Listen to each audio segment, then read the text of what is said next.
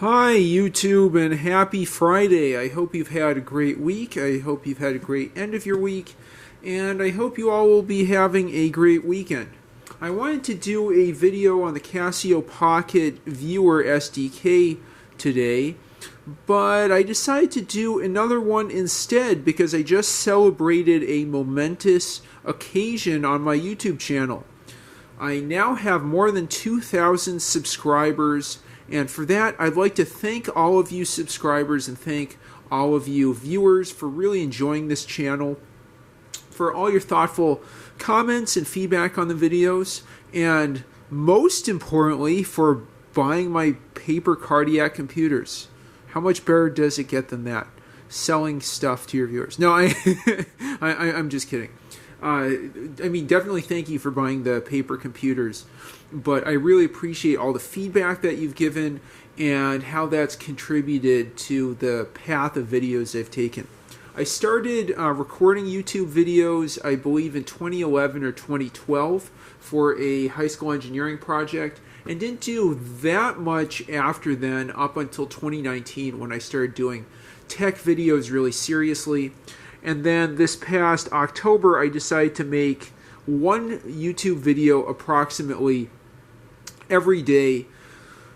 A challenge that I at first thought might be impossible, but now I think I found to be really stimulating, not only at a personal level, but also at a work level.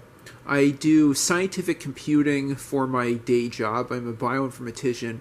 I found all those videos about stuff like programming calculators, like this HP35S that we have here, really improved the quality and speed of my programming at work. Also, I think my clarity of thought.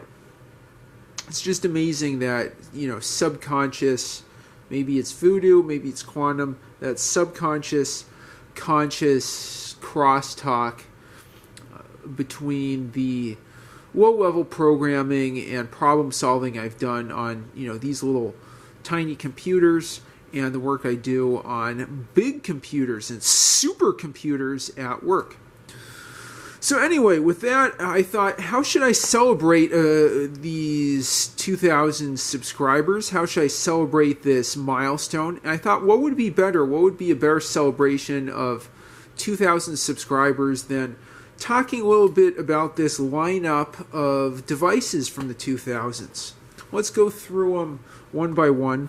I guess one of them is technically from the late 90s, but I've upgraded it, so I'll call it a 2000s device. They're encased right now, but they're ready for my cat to mark and for you all to enjoy.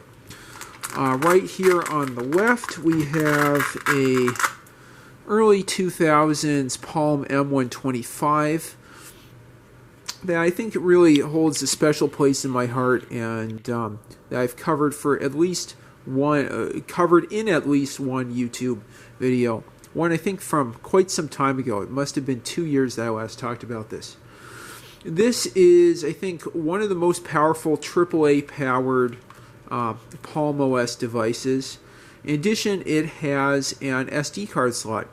I think this was the most advanced monochrome Palm-built Palm PDA. I'd argue that the Sony Clie PEG SL10 is more powerful. It has a higher resolution screen. But this is just about the best you could get in AAA powered 68K Palms in the early 2000s. So there's that on the left-hand side. I'll put that back in its case now. And from there, I'll jump a little bit further behind in history and forward in history and talk about my Palm Pilot Professional here.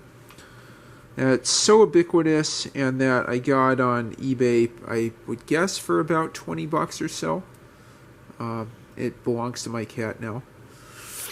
It is from the late 90s, but I had, as I talked about in a prior video, I had upgraded this with the, oh well. Yep, I was able to get that off. I upgraded this with the Palm Pilot Professional 2 meg IR upgrade card which makes this a lot more like a Palm 3. And technically, I could also upgrade the operating system from Palm OS 3 to Palm OS 4. There you can see the cover over the IR transceiver. Let's take a look at what version of Palm OS we have here. Options, about applications.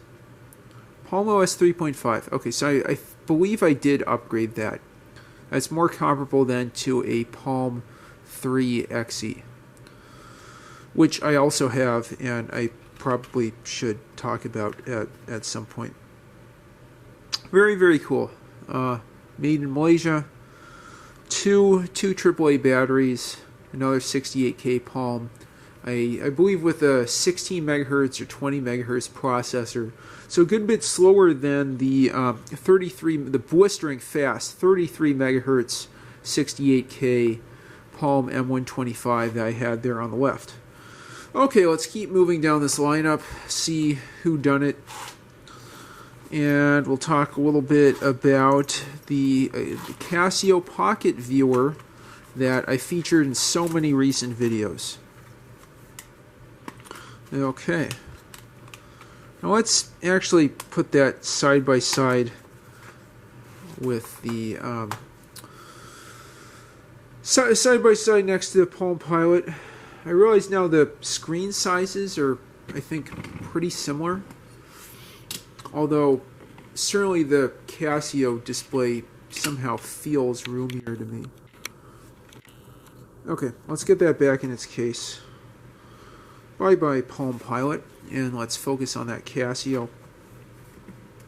I had just gotten one of these pocket viewers to add to the collection. I never thought I'd use it much, but as you probably can tell from my prior videos, this thing is really impressive. It has an x86 processor, it runs on 2 AAA batteries for hundreds of hours.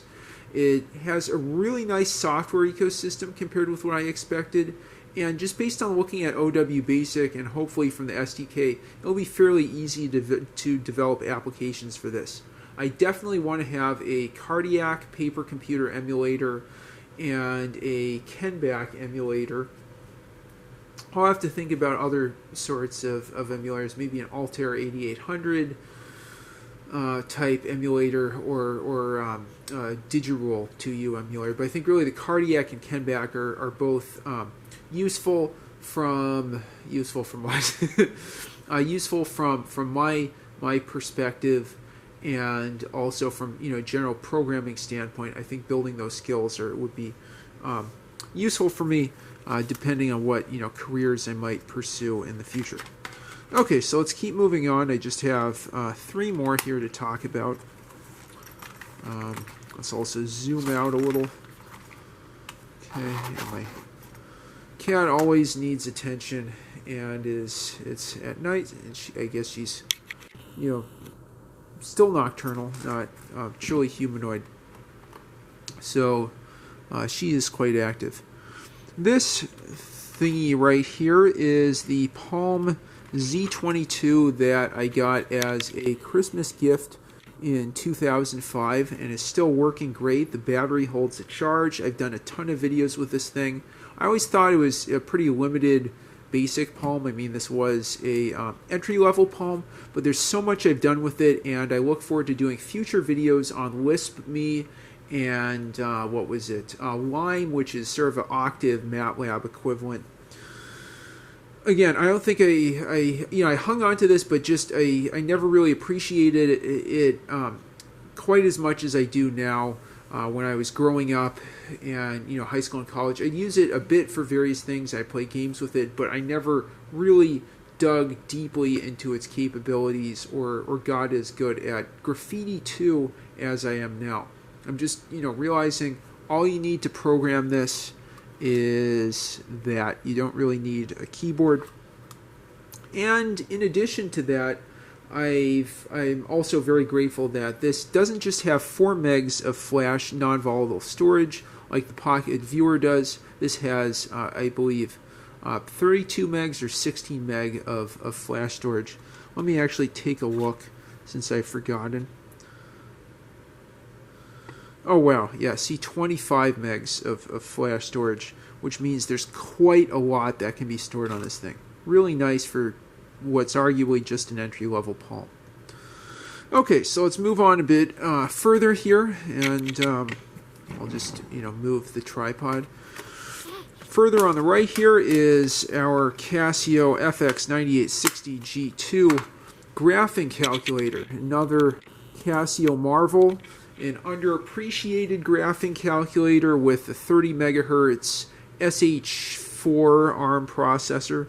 I think 30 megahertz. I don't think it's 60 or 80. But anyway, TI-8384 is hamstrung by a 6 megahertz 8-bit Z80. This thing has a 32-bit 30 megahertz processor, very, very fast. The software ecosystem, I think, is kind of lacking. When a lot of the software was developed, it wasn't very good.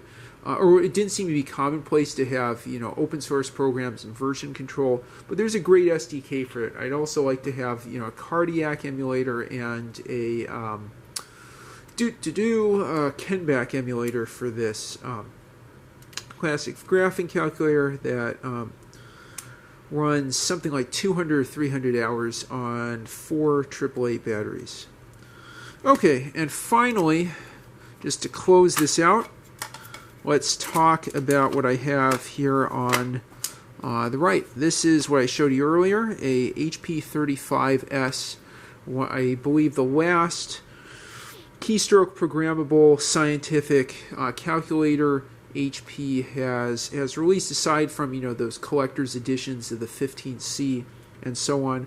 I plan to do a review on this in the near future, and possibly also do the NQueens benchmark, enter that in, and then just see how long that runs. This thing runs on CR2032 coin cell batteries for not an especially long time. It has decent battery life, but not super great battery life like, say, a 15C. What is interesting is this has inside of it a 8502 processor, which is related to the 6502 processor. So kind of a neat tidbit about that. And with that, I'll zoom out of our portable electronics of the 2000s focus group and just close by telling you about one of my many next programming challenges, but one that I want to try and make a priority. If I haven't said it before, I'd highly recommend subscribing to Alone in the Kitchen by Nino Ivanov. I know Nino personally, and he just has some of the most creative projects I've ever seen about computing and programming. I appreciate his thought process, his creativity, and also just the elements of AI and computer science that he conveys in his videos. Just everything from the approach to the ideas to the raw bare metal, that's what I was going for, the raw hardware that he presents are just super exciting. And one thing Nino has developed, I got ahead of myself there, is something called Evo 1v0, that is a numerical based mainframe language that is incredibly portable. It runs on just about every architecture. I'm planning to port that to most of the devices here. Certainly Palm Pilots, and there's a huge community for that. For that, I plan to take advantage of the Palm OS SDK for Linux I talked about in a prior video.